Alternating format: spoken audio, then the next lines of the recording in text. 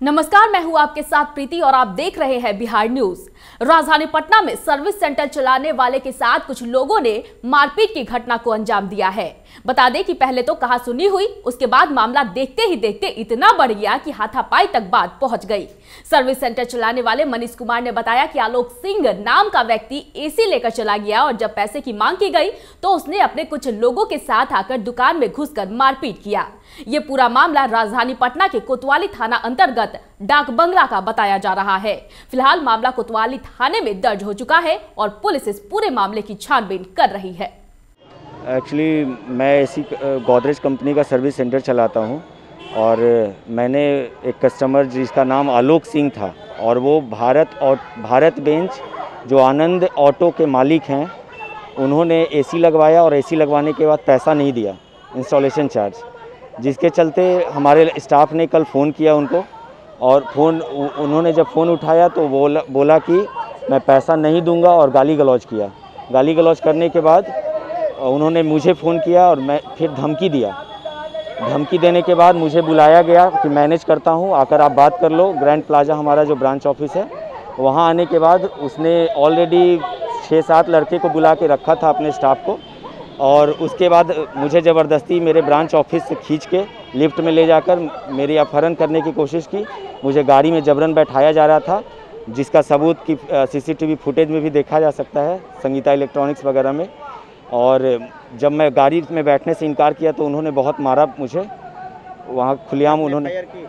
जी, अभी मैं कोतवाली थाना में ही हूँ और यहाँ पे मैं ऑलरेडी अभी इंस्पेक्टर साहब के पास मैंने FIR कर दिया है। क्या बोले सर ने बोला है, आश्वासन दिया है कि अभी जितना जल्द से जल्द मैं उसे अरेस्ट करूँगा। अपना परिचय दीजिए। जी, मैं मनीष कुमार।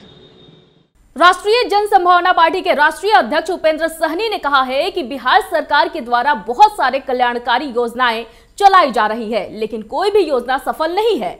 मनरेगा, शराबबंदी और 7 निश्चय योजना के साथ ही सभी योजनाओं को आधा अधूरा कर पूरे पैसों का बंदरबांट कर लिया जाता है, जिससे जनता को उसका लाभ नहीं मिल पाता है। इसके साथ ही उपेंद्र सहनी ने आने वाले विधानसभा में राजपा पार्टी के जीत का दावा भी किया है। बिहार सरकार के द्वारा बिहार कल्याण के लिए बहुत सारी योजना चलाई जा रही है। जल नल योजना, शराबबंदी योजना, उसके बाद मनरेगा योजना, लेकिन सभी में घोटाला ही घोटाला है। देखिए, मनरेगा में मजदूरों के द्वारा काम करवाया जाना चाहिए, लेकिन JCB से खुदवा करके पूरा के पूरा पैसा बंदरबांट कर लिया जाता है और सरासर फेल है। यानी और शराबबंदी भी देखिए, शराबबंदी तो है लेकिन सभी जगह दारू मिलता है, उसका सीधा फायदा माननीय नीतीश कुमार जी को मिलता है और पूरा पैसा उनके पॉकेट में चला जाता है। कहीं न कहीं यहाँ पर पूरा अनदेखी किया जाता है। ये समाज के कल्याण के लिए नहीं, अपने कल्याण के लिए माननीय मुख्यमंत्री जी योजना बना रहे हैं। ये सरासर गलत है। आने वाले विधानसभा में यहाँ की जनता इनको सबक सिखलाएगी और राष्ट्रीय जन संभावना पार्टी को जिताकर यह सरकार बनवाएगी। जय हिंद, जय भारत, जय। बात करें बेगूसराय की तो बेगूसराय में मोबाइल के विवाद में एक दोस्त ने अपने ही दोस्त को गोली मारकर गंभीर रूप से घायल कर दिया। घटना मुफस्सिल थाना क्षेत्र के हनुमानगढ़ी की है। बताया जा रहा है कि मोबाइल को लेकर दोनों के बीच कहासुनी हुई थी और रात में आरोपी ने वैभव को गोली मार दिया। फिलहाल परिजनों ने उसे एक निजी नर्सिंग होम में भर्ती कराया है। घटना की जानकारी मिलने के बाद पुलिस आरोपी की तलाश कर रही है। मोबाइल मांगे रहे कर छीन लेने रहे, वह नहीं दे रहे। मोबाइल गए मांगे तो ले गए, उन्हें जाके बस करके मोबाइल लेते कि गोली लेते, 2 गोली रह दिल्ली। कुछ कहीं विवाद नहीं है, एक मोबाइल चलते हैं। बच्चा का छीन लेने रहे मोबाइल। हाँ, एक साथ रहे मारे। नाम की नाम नहीं जाने छोटे 2 टोला घर थे। कखनों का लाबे थे, हम कहिए नहीं करो संगत मरे, हमें जाए लेकर नहीं दे रही। कखनों आबे थी सारा लेकर बोलाए ले, हमें जाए लेकर नहीं दे रही। इहे अल दिल्ली में रहे रहे, दिल्ली से अल होली को पहले 2 दिन के 10 दिन मामा मर गए, वह में अल बाद हमने चलिए दिल्ली तनिक मोबाइल एक छीन लेके फुसला के ले जाके नम्हर मोबाइल देख के 12,000 करे। दोस्ती ओकरा से कोई दोस्ती पहले नहीं रहे। एक ले देख मोबाइल छीन लेके देख देवो छीनियो लेके कहे देवो तब कहके नहीं देवो की कर। अरे दिल्ली गए थे, काम करे थे, दिल्ली में चल आए, 4 महीना आए थे। बेगूसराय में एक परिवार की खुशी उस वक्त मातम में बदल गई जब शादी की सालगिरह मनाने आ रहे युवक की सड़क हादसे में मौत हो गई। घटना मुफस्सिल थाना क्षेत्र के मोहनपुर SH-55 की है। प्राप्त जानकारी के अनुसार बोलेरो और बाइक की आमने सामने की टक्कर में ये हादसा हुआ। वही घटना के बाद बोलेरो चालक बोलेरो सहित मौके से फरार हो गया। बोलेरो वाला ने बैग से मंजई साहब आ रहा था मोती बेच के, बोलेरो वाला ने बैग पर चढ़ा दिया। उसके बाद मंजई साहब डेट कर गया और एक जो राजा साहब है वो जख्मी है, वो भर्ती है आईसीयू में। गांव घूम के मोती बेच रहा था। उसी समय मोती बेच के अपना घर आ रहा था। उसी क्रम में उधर से बोलेरो वाला 100 की स्पीड में आया, उसको चढ़ा दिया। सर गांव से आ रहे थे, मोती गांव बेच रहे थे हमारा लड़का। तो हमारा लड़का तो मृत्यु हो गया बोलेरो से, और एक ठो घायल है सर। हैं अभी तक कुछ नहीं हुआ है सर, कोई व्यवस्था नहीं किए हैं, कोई जांच पड़ताल नहीं किया है सर। गांव घूम रहे थे, आ रहे थे रोड पर, अब बोलेरो ठोक दिया। अच्छा। गाड़ी से, मोटरसाइकिल से। कितने लोग सवार? उसमें 2 आदमी थे, और 2 आदमी थे और आके बस पाछे से मार दिया। शादी के साले भर हुआ है सर। राष्ट्रव्यापी श्रद्धांजलि दिवस को लेकर मसौढ़ी कार्यालय में चीनी हमलों में भारत के वीर शहीद सपूतों के प्रति सच्ची श्रद्धांजलि अर्पित की गई। साथ ही शहीद वीर जवानों को नमन भी किया गया। वहीं चीन के द्वारा इस प्रकार की हरकत को कायरतापूर्ण बताते हुए भारत माता की जय, वीर शहीद अमर रहे के नारे भी लगाए गए। इस मौके पर माले नेता कमलेश कुमार और सत्यनारायण प्रसाद सहित कई कार्यकर्ता भी मौजूद रहे। अनुमंडलीय अस्पताल की स्थापना हुए करीब 10 वर्ष हो गए, लेकिन ये अस्पताल अभी अपने विकास से कोसों दूर है। लोगों की उम्मीद जगी थी कि अनुमंडलीय अस्पताल मसौढ़ी में स्थापित होने से अब उन्हें किसी तरह की परेशानियों का सामना नहीं करना पड़ेगा। अस्पताल के उपाधीक्षक डॉक्टर हरिश्चंद्र हरि से जब बिहार न्यूज के पटना जिला संवाददाता अजय ने अनुमंडलीय अस्पताल में पोस्टमार्टम की सुविधा नहीं होने को लेकर जब सवाल पूछा, तो इस पर उपाधीक्षक ने अपनी सहमति जताई और कहा कि यहाँ एक पोस्टमार्टम रूम के साथ साथ एक शीत गृह बन जाता तो यहाँ के डॉक्टर के साथ साथ यहाँ के लोगों को भी बड़ी राहत मिल जाती। इतना बड़ा अनुमंडलीय हॉस्पिटल सर, यहाँ किसी लोगों की मांग है, कई लोग मांग किए हैं, क्योंकि हमसे भी पर्सनली लोग बोले हैं, कुछ पुलिस अधिकारी लोग हमसे भी बोले हैं कि मसौढ़ी अनुमंडलीय हॉस्पिटल इतना बड़ा हॉस्पिटल है, तो जो पोस्टमार्टम होती है पटना ले जाया जाता है, तो ऐसे में अगर मसौढ़ी अनुमंडलीय हॉस्पिटल में अगर पोस्टमार्टम होता तो हम लोग की सुविधा होती। आपकी क्या राय है? सुविधा तो ऑफकोर्स होती पुलिस और पब्लिक को भी, इनमें कोई दो राय नहीं है, लेकिन सरकार का क्या रुख है इसमें हम नहीं बता सकते हैं। पोस्टमार्टम खुल जाएगा, अगर यहाँ पोस्टमार्टम रूम बन जाएगा तो ऑफकोर्स यहाँ के पब्लिक और यहाँ के प्रशासन को फायदा तो होगी ही, खासकर पुलिस प्रशासन को। जैसे बताते हैं पुलिस वाले बताते हैं कि जो लास्ट तक पोस्टमार्टम पड़ता जाता है उसमें काफी परेशानी होती है। तो सर इसमें आप कहाँ तक समझते हैं? परेशानी तो होती ही है, नो डाउट। पेशेंट यहाँ या तो मरा हुआ आते हैं या मर जाते हैं, क्रिटिकल पोजीशन में आते हैं, तो इसी स्थिति में पुलिस को उसको ले जाना है पोस्टमार्टम करने हेतु। बिना पोस्टमार्टम के बॉडी डिस्पोज नहीं होगा। तो यहाँ अगर होता तो ऑफकोर्स बगल में होता ही, अपना लोग करके फिर लाश को दे दिया जाता। कभी कभी हमको ऐसी सूचना नहीं मिली है सर कि आपके यहाँ जो है वो जो मरीजों का जो बेड है वो भी जिसको ऑपरेशन करते हैं उसमें लाकर पाल जाता है, परेशानी बहुत होगी सर आपको। देखिए अस्पताल में क्या कहा जाएगा, परेशानी तो होती है, तो परेशानी से हम लोग घबराएंगे कितना। अरे पब्लिक घबराहट में होता है बहुत, इसमें कि किसी तरह से जान बच जाए उठा करके लेकर के अपना रखता है। तो जहाँ पर डॉक्टर जब देखते हैं तो उसको पाते हैं कि मृत है। तो कई बार ऐसा हुआ है सर कि रात भर रह गया है। हाँ, तो रात भर साधन नहीं हुआ होगा पुलिस को ले जाने के लिए, तो रात में पोस्टमार्टम होता भी नहीं है, तो रात में यहाँ रहेगा ही।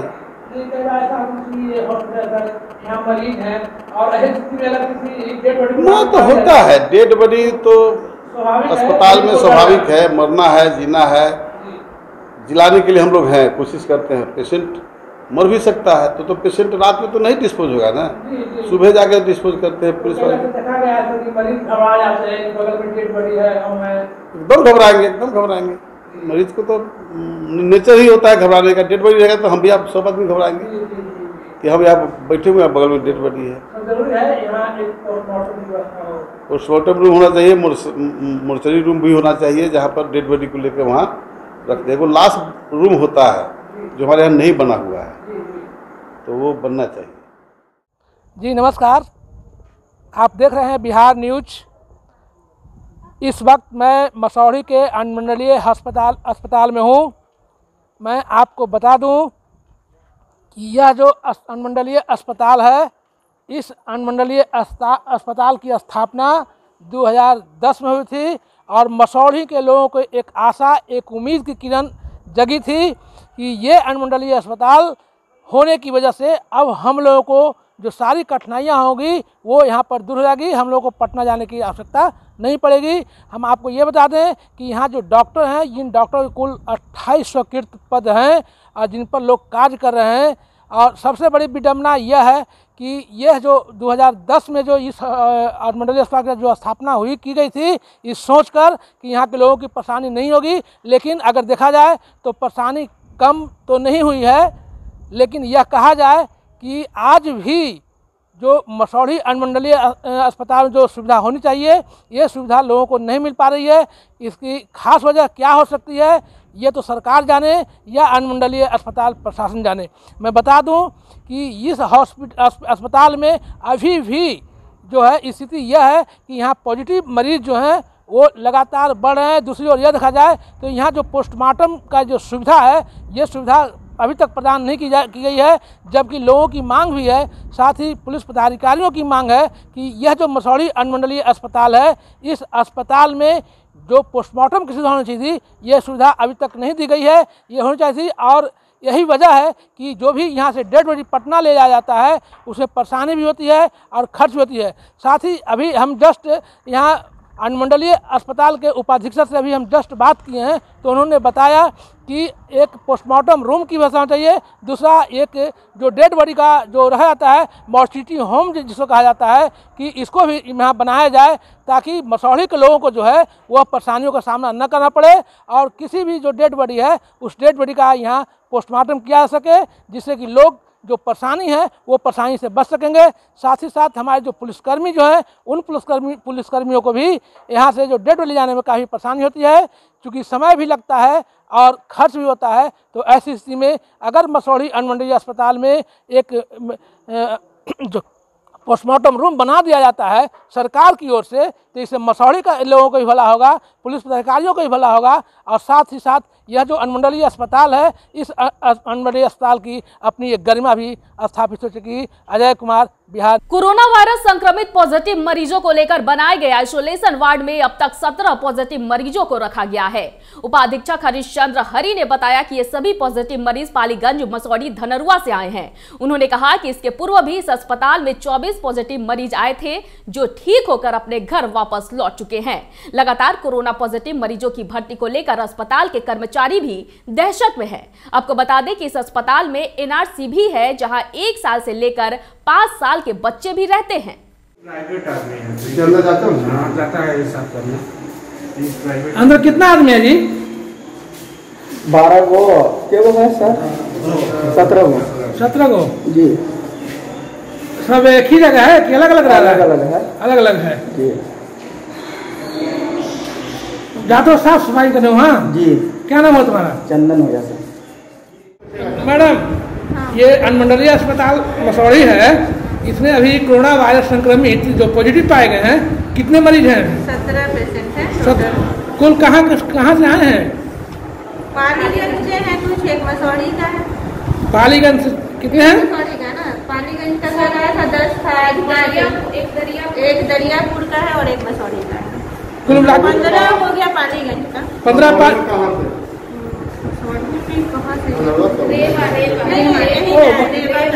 मसौढ़ी रेवा का? यही मसौढ़ी का है, धनरुआ का तो सब लोग चला गया।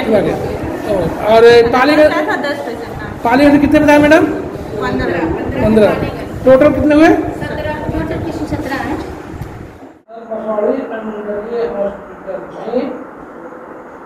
अब तक जैसा कि देखा जा रहा है कि कोरोना पॉजिटिव की संख्या लगातार बढ़ते जा रही है, ऐसी स्थिति में सर मसौढ़ी अनुमंडलीय हॉस्पिटल में अब तक कुल कितने पॉजिटिव केस जो हैं यहाँ एडमिट हैं? एडमिट है अभी तत्काल तो 15 से 17 पेशेंट। 15 पेशेंट रात आया है, 10 पेशेंट अब सुबह में आया है 5 पेशेंट और 2 पेशेंट पहले से है।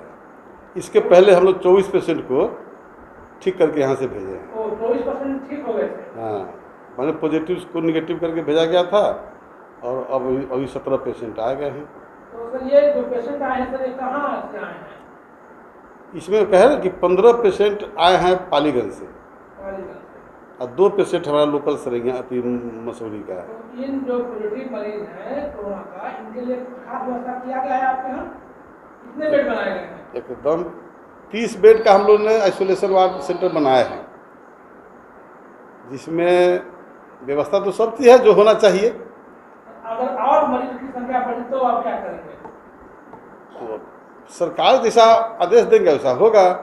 अब एगो दूसरा भी यहाँ खुलने की बात चल रही है, VRC है, प्रशिक्षण ट्रेनिंग स्कूल है, वहाँ बात चल रही है, वहाँ 200-250 बेड लगाने की बात चल रही है। हो सकता है कि उसको खोला जाएगा।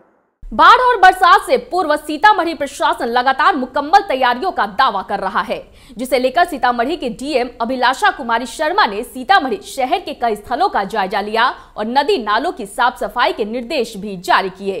सीतामढ़ी डीएम के साथ जिले के प्रशासनिक अधिकारी और नगर परिषद के लोग भी मौजूद रहे। डीएम ने वैसे स्थलों का भी जायजा लिया जहाँ बाढ़ और बरसात के दौरान जल जमाव से स्थिति गंभीर हो जाती है। सीतामढ़ी जिले में क्योंकि ये बाढ़ प्रभावित क्षेत्र है तो यहाँ पर बाढ़ की समस्या भी लगभग हर वर्ष रहती है और इसके साथ ही जल जमाव का भी खतरा बना रहता है। इसीलिए बाढ़ पूर्व तैयारी एवं जल जमाव की पहले तैयारी के लिए निरीक्षण किया गया है। सभी जगह को देखा गया है एवं सभी को दिशा निर्देश दिए गए हैं कि जो भी हमारे नाले हैं सभी को अच्छे तरीके से साफ़ किया जाए ताकि कहीं भी किसी प्रकार का ऑब्स्ट्रक्शन नहीं हो। इसी के साथ ही जहाँ भी जलकुंभी या किसी तरह के अवरोधक है उसका भी समय सीमा में सफाई कर लिया जाए और जो भी गाद या कचरा निकलता है उसको वहाँ से हटा दिया जाए ताकि समय पूर्व ही हमारे यहाँ सभी नाले सभी सफाई हो जाएं और कहीं बाढ़ या जल जमाव की स्थिति इस एरिया में वैसी नहीं हो। इसीलिए सभी लोगों को दिशा निर्देश दिया गया है, सभी अफसरों को भी निर्देश दिया गया है कि समय सीमा के अंदर सभी कार्य को पूर्ण कर लिया जाए। जनाधिकार पार्टी रोहतास जिले के सभी विधानसभा सीटों पर चुनाव लड़ने की तैयारी कर रही है, जिसको लेकर जिला स्तरीय कार्यकारिणी की बैठक की गई, जिसमें सर्वसम्मति से जिले के सभी विधानसभा क्षेत्र चेनारी, सासाराम, करगहर, नोखा, दिनारा, डिहरी सहित काराकाट विधानसभा क्षेत्र के बूथ स्तर से लेकर जिला स्तर तक के कार्यकर्ताओं को गोलबंद किया जा रहा है। पार्टी के जिला अध्यक्ष लाल सिंह यादव ने कहा कि राष्ट्रीय अध्यक्ष पप्पू यादव के निर्देश पर सभी जगह चुनाव लड़ने की तैयारी चल रही है। आज जन अधिकार पार्टी ने सारे जिला के साथियों को बुला करके आज हम लोगों ने बैठक किया है और बैठक में यह टास्क दिया गया है कि बूथ वाइज जो कमेटी जो जिस विधानसभा में हम लोगों ने तय किया कि 6 विधानसभा में हम लोग की पार्टी चुनाव लड़ेगी, जैसे चिनारी हो गया, करगहर हो गया, दिनारा और काराकाट, डेहरी और नोखा और सासाराम, ये सारे विधानसभा में बूथ वाइज हम लोगों ने कमेटी की शुरुआत की है और हम लोग आशा उम्मीद करते हैं कि इसे बूथ वाइज कमेटी बन जाती है तो इसके बाद में हम लोग निर्णय करके हम लोग सारे 6 विधानसभा में हम लोग चुनाव लड़ेंगे रोहतास जिला के। तो चुनाव की तैयारी में लग गए हैं आप लोग क्या? जी, हम लोग चुनाव की तैयारी में लग गए हैं, एकदम तोड़ मड़ोड़ के जो जितनी भी हो क्षमता है हम लोग क्षमता के हिसाब से हम लोग अपना रेस हो गए हैं, अपना कार्यकर्ता को हम लोग आगाह कर दिया। आज इसीलिए बैठक हम लोग बुलाए थे, बैठक में रणनीति तब बन गई है कि नहीं हम लोग को 6 विधानसभा में चुनाव लड़नी है। राष्ट्रीय अध्यक्ष का कोई निर्देश वगैरह आया है? हाँ, पप्पू यादव जी का दिशा निर्देश है कि जो जहाँ जिस बूथ कमेटी जहाँ हम लोग मजबूत देखेंगे, जहाँ बूथ कमेटी हम लोग की रहेगी चुनाव हम लोग वहीं लड़ेंगे, लेकिन हम लोग बूथ कमेटी के हिसाब से जो कार्यकर्ताओं की सोच भावना है, भावना के आधार पर हम लोग को यह तय कर लिया है कि हम लोग रोहतास जिला के 6 विधानसभा के 6 सीट पर हम लोग चुनाव यहाँ लड़ेंगे। भारतीय जनसंघ के संस्थापक डॉक्टर श्यामा प्रसाद मुखर्जी का बलिदान दिवस विक्रम के पूर्व विधायक सहपालीगंज के भाजपा प्रत्याशी रामजन्म शर्मा के आवास पर मनाया गया। सर्वप्रथम विक्रम के पूर्व विधायक सह पालीगंज के भाजपा प्रत्याशी रामजन्म शर्मा ने उनके चित्र पर माल्यार्पण कर श्रद्धांजलि अर्पित करते हुए डॉक्टर श्यामा प्रसाद मुखर्जी को महान राष्ट्रवादी, देश की एकता और अखंडता के ध्वजवाहक और एक प्रखर शिक्षाविद बताया। उन्होंने कहा कि वो धारा 370 के खिलाफ थे और वो कश्मीर को भारत का एक अभिन्न अंग मानते थे, जो आज देश के प्रधानमंत्री नरेंद्र मोदी की सरकार ने कर दिखाया। जनसंघ के संस्थापक पंडित श्यामा प्रसाद मुखर्जी जी का बलिदान दिवस के अवसर पर हम लोग आज यहाँ उपस्थित हैं। हम लोगों के बीच में है पटना जिला ग्रामीण के लोकप्रिय अध्यक्ष श्री आशुतोष जी। हम लोगों के बीच में आज सौभाग्य से हमारी बहन दिल्ली से चलकर संगीता जी, जो हमारे विक्रम विधानसभा क्षेत्र के निवासी हैं, यहाँ उपस्थित हो गई हैं। आज यहाँ उपस्थित है नौबतपुर शिशु मंदिर, सरस्वती शिशु मंदिर के प्राचार्य जी। हम लोगों के बीच में है पूर्व अध्यक्ष शंभू जी, हमारे बीच में है विक्रम विधानसभा के प्रभारी पुरुषोत्तम जी, हमारे बीच हैं किसान मोर्चा के अध्यक्ष राजकिशोर जी, और हमारे बीच हैं मंडल के अध्यक्ष जी, मंडल के हमारे युवा अध्यक्ष जी, हमारे पूर्व अध्यक्ष और अभी कुछ जिला मंत्री हैं बहादुर जी। हमारे सभी उपस्थित भाइयों, आज हम लोगों के लिए बड़ी माने अपने आप में आज का दिन बहुत महत्वपूर्ण है। हम लोगों के संस्थापक, हम लोगों के मार्गदर्शक पंडित श्यामा प्रसाद मुखर्जी जी का आज ही के दिन बनारस में कश्मीर जेल में श्रीनगर में इनकी मृत्यु हुई थी। मृत्यु साजिश के तहत किया गया था। इन्होंने ऐलान किया था कि इस देश में एक संविधान और एक झंडा ही रहेगा भारत में। जैसा कि आप जानते हैं कि जम्मू कश्मीर का अपना संविधान था, जम्मू कश्मीर का अपना झंडा था, जम्मू कश्मीर का अपना पहचान था, और उसके खिलाफ इन्होंने जंग का ऐलान किया था। साजिश के तहत उस समय के राजनीतिज्ञों ने षड्यंत्र के तहत जब यह लाल चौक पर प्रदर्शन के लिए जा रहे थे, राष्ट्रीय ध्वज फहराने जा रहे थे, उस समय गिरफ्तार किया गया और इनको श्रीनगर की जेल में बंद किया गया था और वहां पर उनकी हत्या हुई। उस दिन से हमारे भारतीय जनता पार्टी के लोगों ने यह संकल्प किया था कि एक दिन समय आएगा जब हमारा देश में एक संविधान होगा, एक झंडा होगा, एक मतलब कानून होगा। गरीबों के मसीहा और जिले के तेज तर्रार हैदर यासीन की सड़क दुर्घटना में मौत हो गई है। जानकारी के मुताबिक अररिया कुर्साकाटा मुख्य मार्ग के ताजिया चौक से पहले कब्रिस्तान के समीप साइड लेने के क्रम में चालक ने नियंत्रण खो दिया, जिससे वाहन एक पेड़ से जा टकराया। वही घटना के बाद हैदर यासीन को सिलीगुड़ी ले जाने के क्रम में मौत हो गई। उनमें सबको साथ लेकर चलने की जो परंपरा है, उनके निधन से इस शहर को बड़ी क्षति हुई है, इस समाज को बड़ी क्षति हुई है। अररिया में गंगा जमुनी तहजीब के तहत हम लोग सबको साथ लेकर चलते हैं, सबको मदद करते हैं। इसके लिए अपूर्णीय क्षति है जो हमेशा वो हम सबके बीच में याद की जाए। एकता के रूप में भी अच्छा सेवा देने का काम गरीब गुरुओं के बीच हमेशा क्या करते रहे हैं और नौजवानों को भी इंस्पायर करते थे सोशल एक्टिविटीज़ के लिए। तो निश्चित रूप से एक बड़ी क्षति है समाज के लिए। एक आदमी जो सोशल एक्टिविटीज़ को करता है, लोग को भी अवेयर करता है और वो दुनिया से चल रहा तो एक बड़ी क्षति। और व्यक्तिगत तौर पर भी हमारे लिए दुख की बात है खास रिश्तेदारों का निकले तो रास्ते में मतलब डाइवर्सन का पोजीशन था। ये किशनगंज रूट जाने वाले फिर मतलब पूर्णिया होते हुए लेकर गए। किशनगंज से आगे जाने के बाद बंगाल के बॉर्डर पर वहीं पर उनके सांस रुक गई। उसके बाद हम लोग को अंदाज़ा लगा कि इसकी इंतकाल हो गई है। फिर हम लोग वहाँ से गाड़ी को वापस घुमा कर लाए किशनगंज हॉस्पिटल। वहाँ हॉस्पिटल में डॉक्टर को दिखला करके वो बतलाया कि ये मृत्यु हो गया। तब हम लोग को सर्टिफाई हुआ, सर्टिफाई होकर तब वहाँ सिलेक्ट किया है। अब आप बिहार न्यूज टीवी को अपने मोबाइल पर भी देख सकते हैं। इसके लिए प्ले स्टोर से आपको हमारा ऐप डाउनलोड करना होगा। इसके साथ ही आप हमारे यूट्यूब चैनल को भी सब्सक्राइब कर ले ताकि बिहार की तमाम बड़ी खबरें सबसे पहले आप तक पहुंचे। इस वक्त की खबरों में फिलहाल इतना ही। मुझे दीजिए इजाजत, लेकिन देखते रहिए बिहार न्यूज। नमस्कार।